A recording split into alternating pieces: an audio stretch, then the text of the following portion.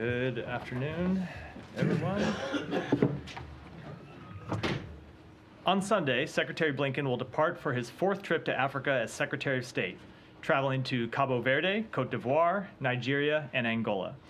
Over the course of the trip, the Secretary will highlight how the United States is strengthening our long-standing engagement with African nations and institutions and delivering on commitments made at the U.S.-Africa Leaders Summit to benefit both Americans and Africans. This trip will advance a policy agenda that is responsive to priorities shared with our African partners along three core lines of effort. First, we are accelerating U.S.-Africa partnerships to advance global priorities such as cultivating sustainable and resilient food systems, strengthening health systems, and addressing the challenge of climate change. Second, we are deepening mutually beneficial economic ties between the United States and Africa. And third, we are working together and elevating African leadership in promoting democracy, respect for human rights, and security.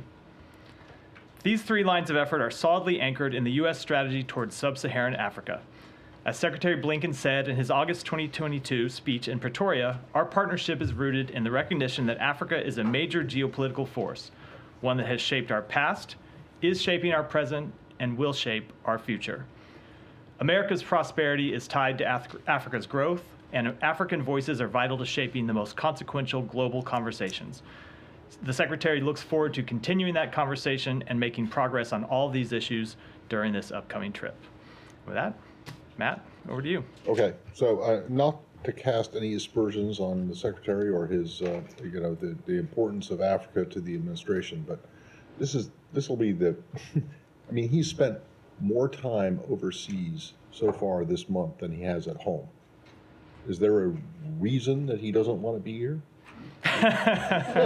I, as someone who, like the Secretary, has spent a lot of time away from home lately, I think I can safely speak for him and say that he would love to be spending time at home, seeing his family, as I know I would, and I'm sure I think most days my family would love to see me. But there are a number of pressing challenges, and that's the job. Okay, so in terms of this trip. It's coming, he's just done this big Middle East trip, and he went to Davos, which is slightly less urgent a task, but now Africa, and you have the situation in the Middle East compounding. Ukraine is still an issue. We have the situation with the Houthis in the Red Sea, where there was just more strikes today. Is he comfortable, spending time in Cape Verde, Ivory Coast, yep, Nigeria, and Angola, which are, important. I'm not saying they're not, but they are not the, most pressing issues.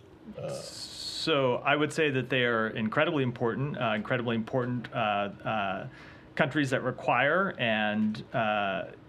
U.S. engagement. We have challenges on the continent of Africa, but as I said in my opening remarks, we also have a lot of opportunities that the President has made a priority and the Secretary has made a priority.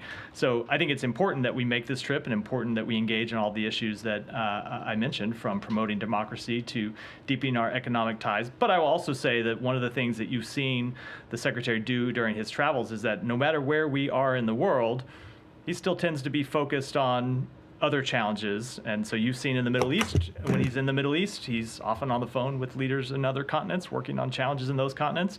And when he's in Europe, he's been on the phone a lot with people in the Middle East. And I'm sure that will be the case of this trip, that even while we're in Angola and Nigeria, I would suspect we will be having calls with, that he will be having multiple calls with leaders in other parts of the world. Okay, and then off this topic, and before I'll let other people go on to Gaza and the situation there, but I just wanted to ask you really quickly about what your read is, what the administration thinks of the situation between Iran and Pakistan right now, and how concerned are you that this could escalate into potentially, at least on one side and maybe on both sides, a nuclear conflict? So we are concerned about escalating tensions in the region. It's been something, as you know, we've spoken about a number of times. It's something we've focused on. We've been incredibly concerned about the potential for escalation since October 7th, and that's why we have engaged in intense diplomatic efforts to try to prevent escalation.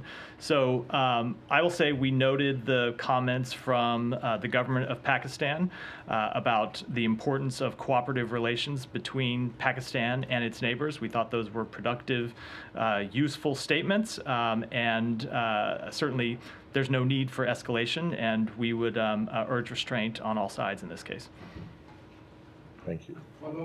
Yeah, go ahead, Alex. Just so we are clear, in this feud between Iran and Pakistan, which triggered by Iran, who are you standing with? With the terrorist regime of Iran or with the non-NATO ally, major ally, Pakistan? So I think I made pretty clear yesterday that what we think about Iran's attacks, not just the strikes that it has launched in the past 3 days against 3 of its neighbors, but its long history of funding terrorism, of funding instability, and sowing discord in the Middle East. And that's something that we have seen contribute to the conflict in Gaza. You've seen Iran, the principal supporter of Hamas for years. They are the major funder of Hezbollah. They are one of the major funders of the Houthis. So we've seen the consequences of the actions that Iran has taken to add to regional instability, and that's why we continue to take actions to hold Iran accountable, but also send very clear messages to Iran that we don't want to see this conflict escalated in any way, shape, or form, which is the message I just sent from this podium. If it does escalate, which again is not up to Pakistan, can Pakistan rely on its major ally? So I don't want to get into hypotheticals. We don't believe this should escalate in any way, shape, or form. Pakistan is a major non-NATO ally of the United States. That will remain the case, but we would urge restraint in this case. We do not want to see escalation and do not think there is any need for escalation. Can we just come back to South Caucasus? Yeah. Sure. I just to pick at that a little bit. You're sort of treating the Iran-Pakistan tensions as part of the spillover from Gaza. Do you see this as connected to that? No, I don't think it's in any way, shape, or form connected to Gaza. But whenever you see things, see strikes in the region, given the tensions in the region, there is the risk for an increase in conflict, which is something that we're trying to avoid. But do you assess that the initial strike was somehow, somehow is inspired by or related to what's been happening elsewhere further west? So no, it is in no way, shape, or form is or should be connected to the conflict in Gaza. I have more on Gaza, but if we're sticking on this, You can go ahead. Yeah. Thank you, Matt.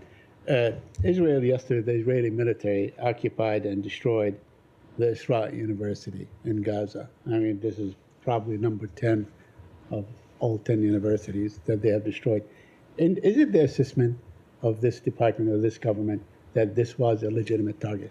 So I can't speak to this individual action. I don't have independent information to verify that, but I can say that we continue to urge Israel to avoid damage to critical infrastructure.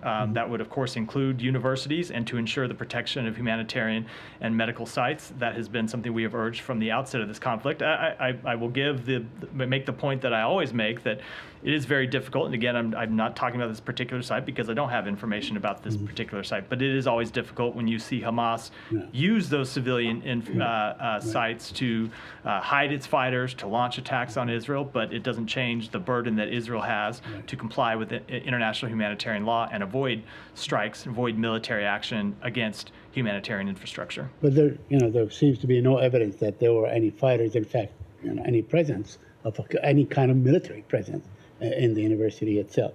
But we've seen, you keep saying that you want Israel not to destroy the infrastructure. Yet we have seen almost the total destruction of all infrastructure, including schools, hospitals, roads, cemeteries. They just, they excavated a cemetery, for instance, and took bodies, whatever. I mean, this is not exactly tell us in any way that the government of Israel is really paying heed to what you tell them, in any way, by any measure. They're not listening to you. So we have seen them take some steps to add civilian infrastructure to deconfliction sites. There are other things that we have urged them to do that we want them to do better on. It is an ongoing conversation between our two governments, and something that the Secretary spoke directly with the leadership of Israel in his trip last week. But again, there is also this problem that Hamas does continue to hide in and under civilian infrastructure. So when you see a strike against any one civilian piece of civilian infrastructure, to assess the validity of that strike, you have to know what it is that was there, and we don't always know that. Yeah. When at least I don't know that when I'm speaking from here. Yeah, and I a couple suspect that more a lot if of the people writing about it don't know it either. It's very hard to know the facts on the ground. Okay. The West Bank is basically, the situation is just getting completely out of control. The Israelis are doing their excursions on a nightly basis. They killed 10 yesterday. They keep going into these refugee camps on the West Bank and so on. They have been struck by unmanned aerial vehicle, drones and so on. They have been struck even by fixed wing a couple of times at the beginning of the month. So I just want, what are you doing to sort of calm the situation down in the West Bank? So I will say that Israel faces very real security challenges, and it has the right to defend its people, and it has the right to carry out counterterrorism operations. Right. Those need to be carried out in coordination with, or in compliance with international humanitarian law. We do remain deeply concerned about maintaining stability in the West Bank, and we continue to urge Israel to take all feasible measures to protect civilian lives in the West Bank, just as we encourage them to do in Gaza. But they do have the right to carry out legitimate counterterrorism operations. In a territory that they have occupied for over 56 years, right? They go in, they know everything about this area. They occupy it. They go in unprovoked, and you're saying that they have to defend themselves against a defenseless population. So unprovoked is a big word, Saeed, and I would say that they do face security challenges and they do face security threats, including from the West Bank, and they have the right to carry out counterterrorism operations to deal with those threats. Yeah. Go ahead. Just on the ongoing, diplomatic efforts, the conversations. It's been 27 days since the leaders of Israel and the U.S. have spoken. Did the secretary hear any indication while in Israel that the prime minister thought it would be productive to have another conversation soon? So we maintain ongoing dialogue with the government of Israel at the most senior levels. The secretary obviously engaged not just with the prime minister, but had one-on-one meetings with the defense minister, had one-on-one meetings with Minister Gantz, another member of the Israeli War Cabinet, and of course the president has spoken with Prime Minister Netanyahu on a number of occasions. I'm not going to speak to either the private conversations that Secretary Blinken had with Prime Minister Netanyahu or the tempo of conversations between the president and Prime Minister Netanyahu. But we always have ongoing dialogue at very senior levels, and I will say we have no inability to make our messages clear to the government of Israel. Sure, but isn't the tempo of leadership exchanges something that you pay close attention to? You do so, with China. So does that lack of leader-to-leader engagement of late suggest that diplomacy between the U.S. is faltering or at an impasse, or simply that there's nothing for the leaders to exchange views about? I would not read too much into it. The secretary just finished a week of diplomacy in the Middle East, including several days when we were in Israel and engaged with the highest members of the Israeli government. He, of course, is not the only official in the United States government to have traveled to Israel in recent months. You've seen officials from the White House. You've seen Secretary Austin travel to Israel. And, of course, the president himself traveled to Israel and has conducted a number of conversations with the prime minister. And I'm sure that they will speak again. But I would not read too much into the tempo of those conversations. Before we leave this topic, can I just say, so have you seen Prime Minister Netanyahu's latest comments about that he's rejected your guys' assertion that the only way that Israel is going to achieve long-term security and peace is with the creation of a Palestinian state? This is obviously not new. This is something that he has said for some time and told you all directly last week, even. But I'm just wondering if you have any particularly new reaction to him being apparently in this situation the roadblock. Your ally, your partner, all the Arab states are on board, at least according to what you guys say, with post-conflict Gaza future planning, but Israel is not. So, Let me echo something the secretary said when he was in the region last week, and that is that Israel faces some very difficult choices in the months ahead.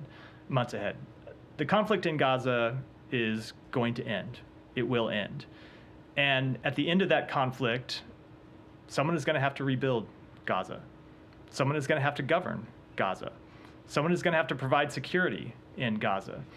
And one of the things the secretary was able to achieve in his travels through the region last week are commitments from other countries in the region that they would participate in the reconstruction of Gaza, that they would participate in helping establish Palestinian-led governance of Gaza, but they would only do that if there was a tangible path to establishment of a Palestinian state. But the question is actually bigger than that, because the question is not just about the short-term future of Gaza, but it is about how you solve this long-term challenge that Israel has, which is how Israel ensures real security for itself and how it ensures that October 7th is never repeated again. And the opportunity that Israel has right now before it is that for the first time in its history, you see the countries in the region who are ready to step up and further integrate with Israel and provide real security assurances to Israel. And the United States is ready to play its part too, but they all have to have a willing partner on the other side. So we will continue to reiterate to the leadership of Israel, the government of Israel, and to the people of Israel that these are the opportunities that they have. These are the challenges that they face, but there is no way to solve their long-term challenges, to provide lasting security, and there is no way to solve the short-term challenges of rebuilding Gaza and establishing governance in Gaza and providing security for Gaza without the establishment of a Palestinian state. And so this is clearly going to be a conversation. We've had direct conversations with him, and now we're having a public conversation as well. But it's going to be a process. you think that Netanyahu is basically squandering an opportunity for real, lasting peace for his country? I don't want to characterize his remarks, but I will say that there is a historic opportunity that Israel has to deal with challenges that it has faced since its founding, and we hope the country will take that opportunity. All right, and then what makes you said at some point, at the beginning of your answer, you said at some point the war in Gaza is going to come to an end. Why are you so confident of that? I mean, the situation right now appears to be one in which this is going to be never ending, and the youth who survive in Gaza, Palestinian youth, have been radicalized to the point where, or seem to have been radicalized to the point where there isn't going to be an end anytime soon, even with the creation of an independent Palestinian state. That is such a good question, Matt. I will say we believe that the short-term conflict will come to an end. We've had conversations with the Israeli government about that, about how they will transition to lower tempo operations. But they see an end to this conflict. We see an end to this conflict. But you're right. Do they? Are you convinced that the Israelis do see an end to this conflict? I'm convinced that they do. But to get to your underlying question, that does not solve the long-term challenge. And we think the only way to solve the long-term challenge is to offer a solution that answers the legitimate hopes, dreams, aspirations of the Palestinian people. And the last one, based on Saeed's question about the demolition of the university. I don't know if you've seen the video. It's pretty widely available. I have seen the video. Certainly it looks like a controlled demolition. It looks like what we do here in this country when we're taking down an old hotel or a stadium. And you have nothing to say? You have nothing to say about this? To do that kind of an explosion, you need to be in there. You have to put the explosives down, and it takes a lot of planning and preparation to do. And if there was a threat from this particular facility, they wouldn't have been able to do it. So I have seen the video. I can tell you that it is something we are raising with the government of Israel, as we often do when we Well, see raising as when, what? when, Like- when we see to ask questions and find out what the underlying situation is, as we often do when we see reports of this nature. But I'm not able to characterize the actual facts on the ground before hearing that response. Yeah, but you saw the video. I did see the video. I don't I know. mean, it I looks don't like know. I people. don't know what was. It looks I like don't you know what know was a under that bridge building. being imploded. I don't know or what was under something. that building. I don't know what was Well, inside. yeah, inside. but it doesn't that matter building. what was under the building because they obviously got in there to put the explosives down to do it in the I- way that they did. Again, I'm glad you have factual certainty about it. I just I don't. don't. All I just have don't. is what I did- saw in the video, I just right? don't. And I think you guys but saw I it can too. say we did see it, and I can say that we have raised it with And the it's government not of Israel. troubling to you? We are always troubled by any degradation of civilian infrastructure in Gaza, but without knowing the actual underlying circumstances, I'm a little hesitant, I think for reasons that should be understandable, to pass definitive judgment on it from this podium. Can I ask you just a Yes, quick sorry, go follow-up? ahead. Not on Come this to you issue, next. but on something that you said. You said you see an end to this conflict in the short term and so on. Yeah. What does this end look like in your view? So we believe that there are military goals that are achievable for the government of Israel, but to get into the point I was making, that ultimately there also needs to be a political resolution, and there needs to be a political path towards statehood for the Palestinian people. I understand, Period. but this conflict, I mean, how will it end?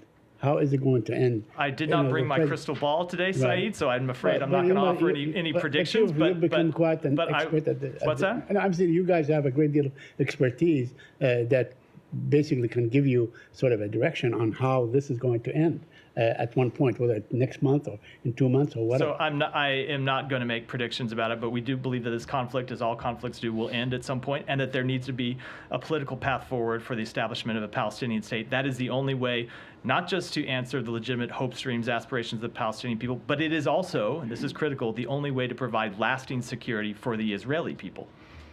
I promised you I'd come to you next, and I'll go to Saeed. Matt, thank you. I want just to follow up on the Israeli Prime Minister remarks. I know he didn't say something new, but he said that he informed you that he doesn't support a Palestinian state. Did he inform you? Because it explains a lot. He didn't speak with the president since December 23rd.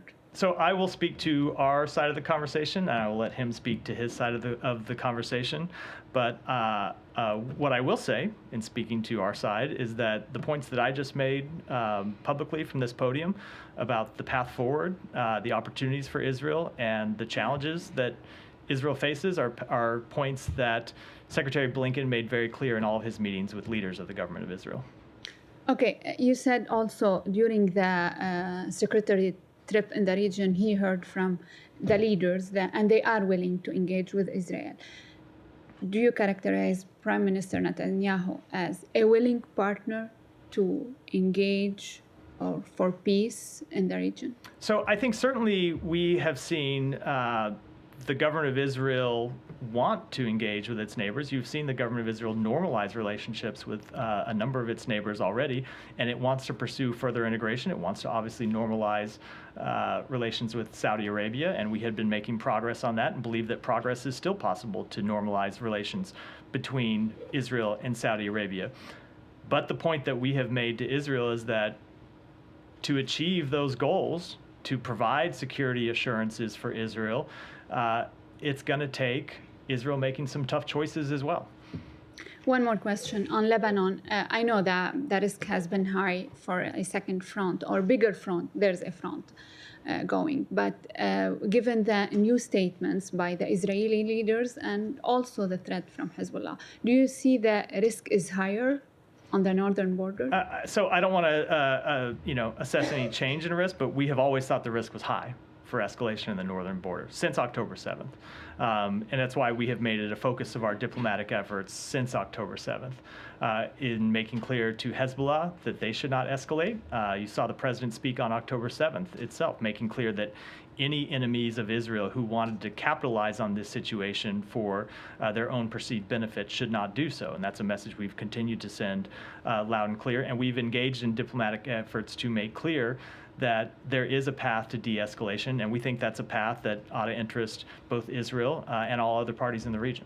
Thank you so much. Yeah, Simon, go ahead. Come back onto the Prime Minister Netanyahu's comments. So your response seems to be, and what you were saying in the region is, you've outlined very clearly for the Israelis how there's an opportunity here, right? But what they need to make these tough choices. But clearly, with these comments, it's kind of drawing a line under that and saying the current Prime Minister is not willing to make those tough choices. So, as well as offering an opportunity and saying here's a great solution to all your problems, are you also offering some kind of pressure, or what is it that you're actually saying to the Israelis we will do if you don't accept, or are you just going to hold your hands up and say, well, we gave them an opportunity and they didn't take it? I don't think we need to offer any kind of pressure. The pressure is reality. The pressure is the reality that I just laid out, that without a tangible path to the establishment of a Palestinian state, there are no other partners in the region who are going to step forward and help with the reconstruction of Gaza. There are no other partners in the region who are going to step forward and help establish Palestinian-led governance of Gaza. There are no other partners in the region who are going to step forward and integrate with Israel and make further assurances about Israel's long-term security. So that's just the reality. It's not the United States exerting pressure or not. It's the reality of the situation that Israel faces. And without making some of these tough choices that we've outlined, that will continue to be the reality, and there will be no actual solutions to any of those very real short, medium, and long-term problems. So if there's you're basically saying that their current position is only going to is not going to lead to any solution. There's no way that this will be solved. Does that mean cutting? Do you continue to supply weapons and other support to an ally that is not listening to the warnings that you're giving? So I know that's a question I get a lot, and I will answer it by saying, Israel is a longtime ally of the United States. They're a longtime friend of the United States, and there are friendships, and not just at the government-to-government level, but there are long-standing friendships between our two peoples.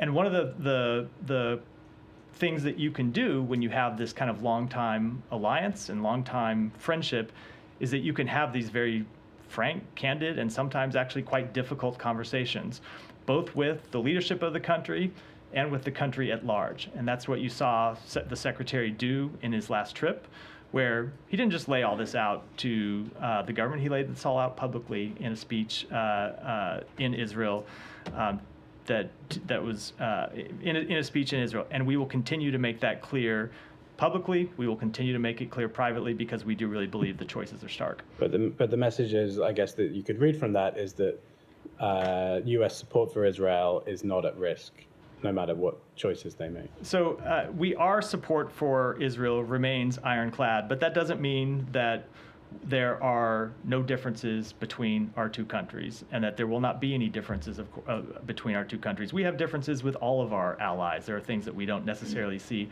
100% eye to eye on. But again, I think the question here is less about a difference in opinion about a path forward between Israel and the United States. The question is really more about the opportunity that Israel faces and whether they will grab it, because this is not a question of the United States pressuring them to do anything. This is about the United States laying out for them the opportunity that they have, in part because of the work that we did, that Secretary Blinken and the President Biden have done to talk with other countries in the region to make clear that there is a path for further integration. There is a path for real security assurances. But again, we can't make those choices for anyone. They have to make them for themselves.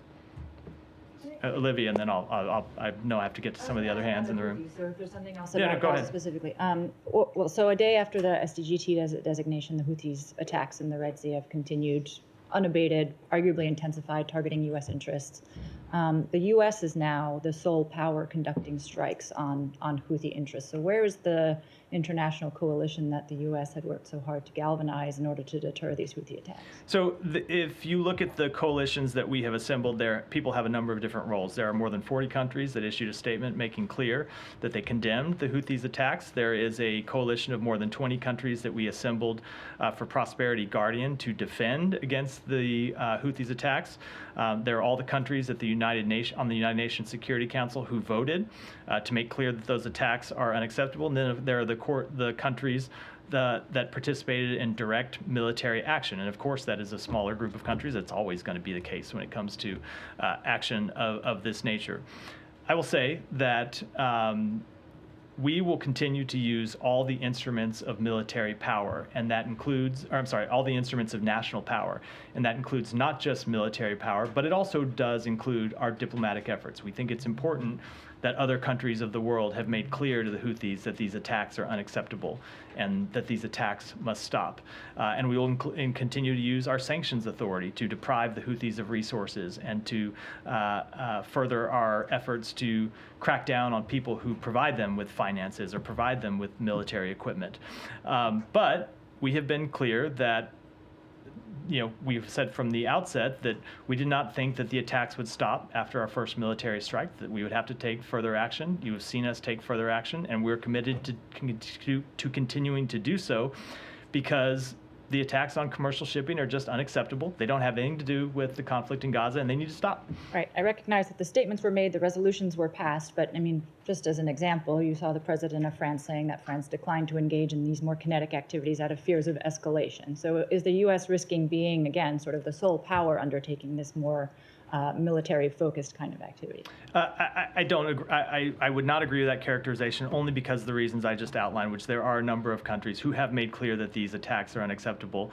And we are the ones who, of course, are leading the military response to actually add some teeth to that statement, but we certainly think the diplomatic statements are important as well.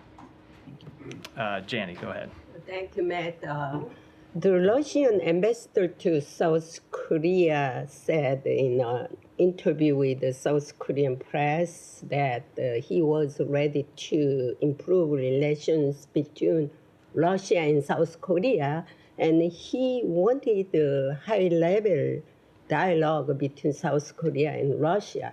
How can you explain Russia's intention to Russia dual action toward South Korea while engaging in military cooperation with North Korea? So I have not seen those specific comments, so I'm going to decline to comment on them from here, and I'll take it back and get you an answer. Yesterday they heard. Yeah, I just didn't see the specific Okay, comments. second one. Do you have anything on the United States and South Korea, Japan representatives of Korean Peninsula meeting in Seoul? Let me take it back and get an answer on that as well.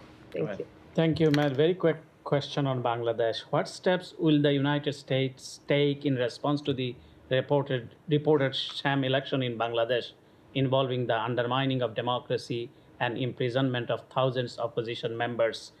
As you mentioned in your statement, that election was not free and fair. So we do remain concerned by the arrest of thousands of political opposition members and by the reports of irregularities on election day. We share the view with other observers that these elections were not free and fair. We regret that not all parties participated, and we condemn the violence that took place during elections and in the months leading up to it. We are now encouraging the government of Bangladesh to credibly and transparently investigate the reports of violence, to hold perpetrators accountable, and we all urge all parties to reject political violence. Go ahead. Matt, in light of an NBC News report yesterday that describes President Biden and Saudi Prince Salman's frustrations with Prime Minister Netanyahu, who refuses to accept a Palestinian state as a required pathway to peace, what is your response to Prime Minister Netanyahu and evangelical Christians who oppose the establishment of a Palestinian state to divide Israel? I think this is the point in the press conference where I just say IBID. Is that how you pronounce it? The term you see in IBID? Is that so? I have it wrong. IBID. I think I've spoken to that at some length, probably at too much length. So I'll refer you to my earlier comments. Okay, then follow up. Do you expect Iran to cease their hostilities against Israel if Israel agreed to a Palestinian state, given that Iran's Ayatollah has called for the total annihilation of Israel. So one of the things that the secretary made clear when we were in the region is actually the answer to Iran's aggression against Israel is this further integration with other partners in the region. Iran clearly is not interested in peace with Israel, but other countries are.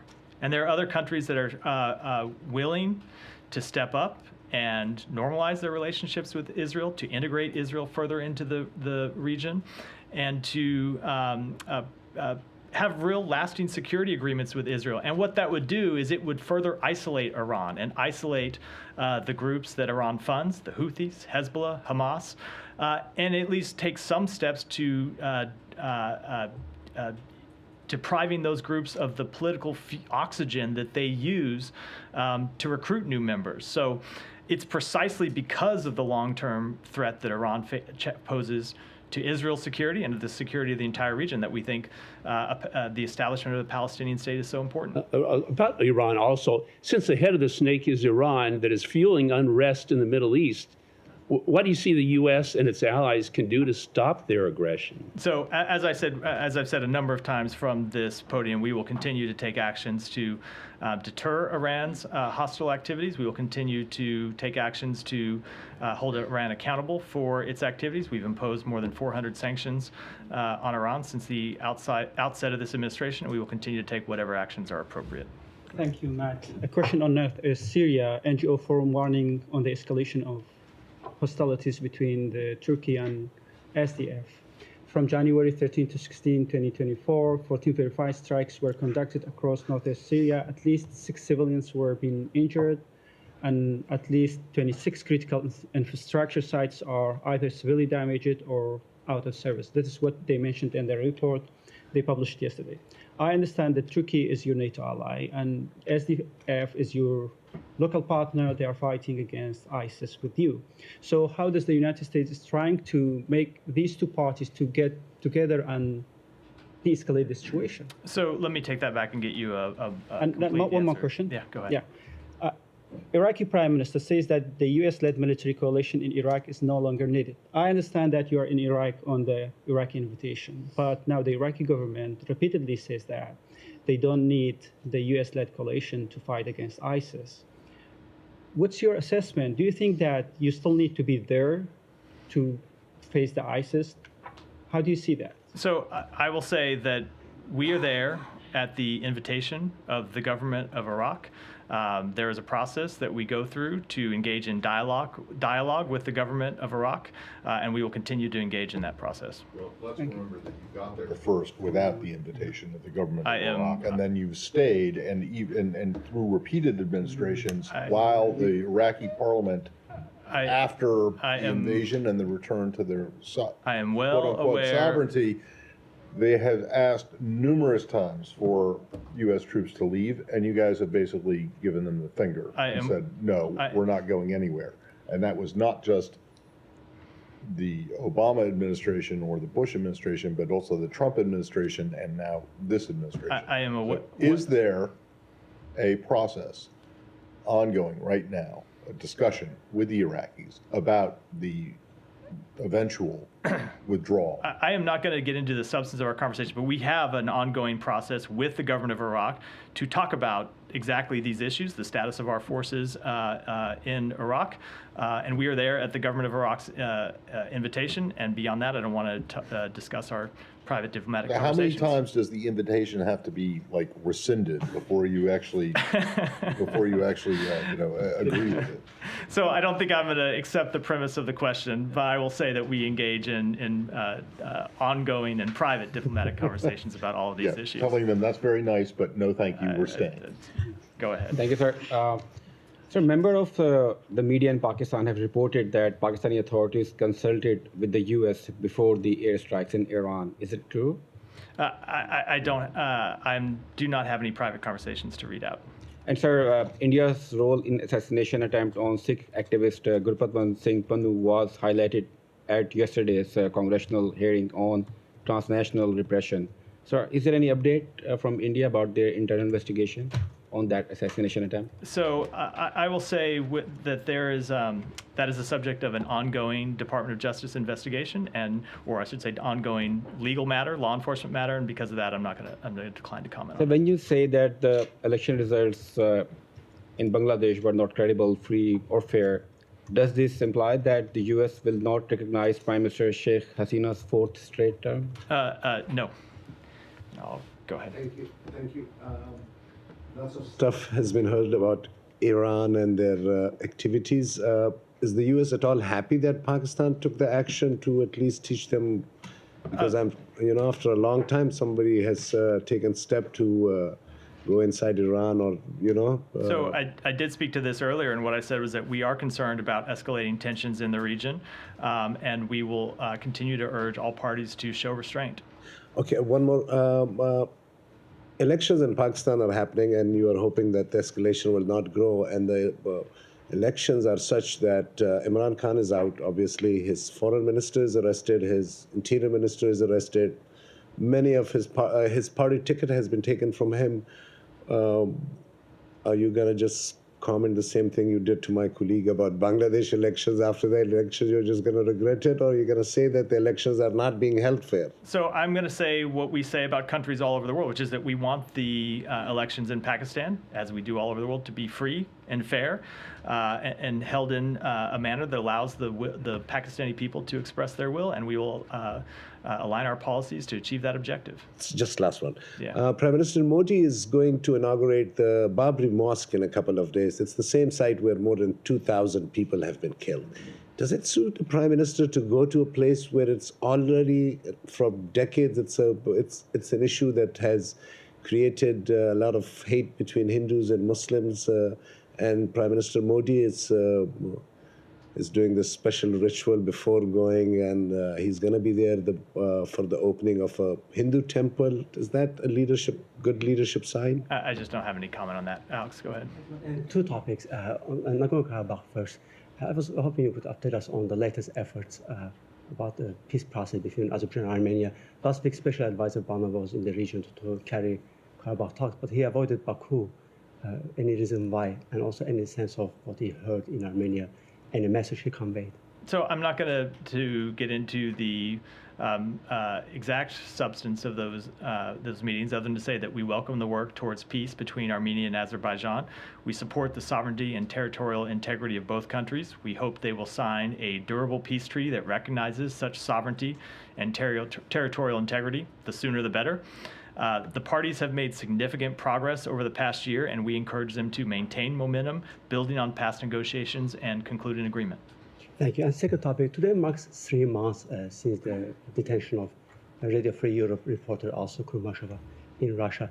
Do you have any message to her family, to 2 little daughters who are also American citizens, to colleagues at RFE who are, some of them are American citizens, and watching and wondering, 3 months in, the State Department still refuses to recognize her detention as wrongful? So I would say that it is a case that we continue to focus an enormous amount of attention on. It's something we continue to look into. And as I have said a number of times, that just because we have not made a wrongful detention determination at any point does not indicate anything about the work that we are doing or about what our future posture may be. We are constantly gathering information in all of these cases, assessing facts, assessing the law, and helping guide us to what ultimately will be the right determination. I understand that, but when push comes to shove, when you offer something to Russians about American citizens detained in Russia, you did not include Alsu last time. I just don't have anything further to add on it beyond what I just said. Well, that'll wrap for there, unless Matt has as I did a lagniappe yesterday, for I the have end. one last one on Guatemala.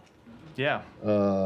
So after I asked you at the last question of yesterday's briefing about Guatemala and criticism or complaints from some people about your policy towards there, well, not just after, it was about 4 hours after, as I was walking out the door, with no heads up that you guys were going to do this. Give me a heads up what time you're leaving today, and I'll try to make sure we make any news before that, Well, so as not to leave right disrupt now. your commute.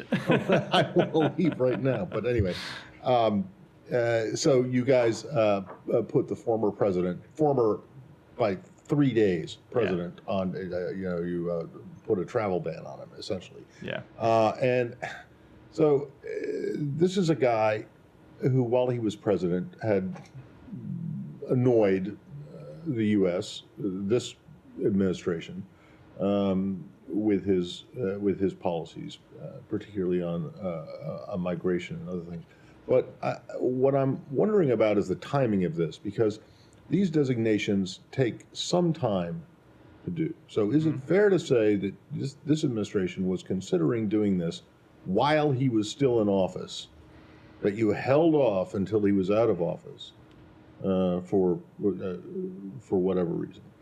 I will answer that by saying whenever we take any sanctions action, we look at that action and the timing of it and try to achieve both the maximum impact and we try to minimize any downside risk. And so in making the determination about when to impose this sanction, obviously, as we said in the statement, we had evidence of his involvement in significant corruption. We did not want to take any action that might have hurt our ability to achieve our goal in this, our goal in Guatemala, which was not just a free and fair election, but the actual ability of the duly elected president to take office. Okay, but a decision like this isn't the process of this isn't started and then finished within 3 days.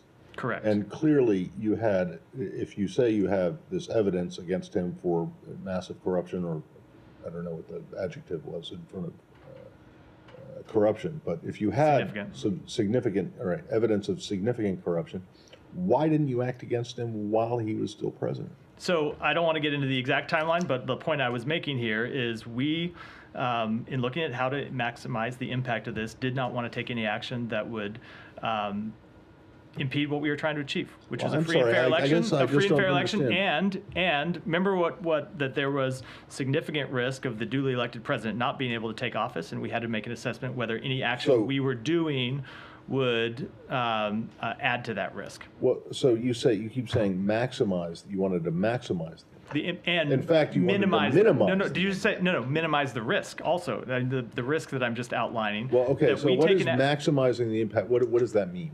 So how did this announcement coming 3 days after the guy left office? So how did that maximize? What I said is, as a general statement, we're trying to do two things: maximize impact, minimize risk. Yeah. And I think what you just heard me outline is a risk that we were aware of, that we were trying to avoid. That was any action that we take that might in any way impact the president-elect's ability to take office, which, as you know, was it did not go without hitch.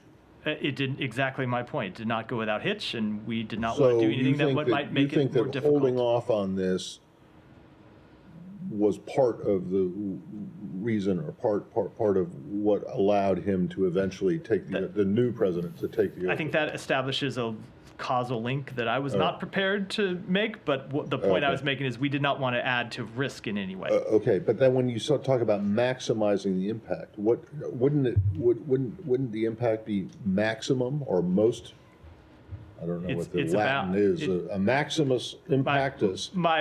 If you had done it while he was still not if head of state. Not if we raise the risk of the elected president, the duly elected president, not taking office. No, that would not have maximized the impact. All right, well, in there. Thanks, everyone.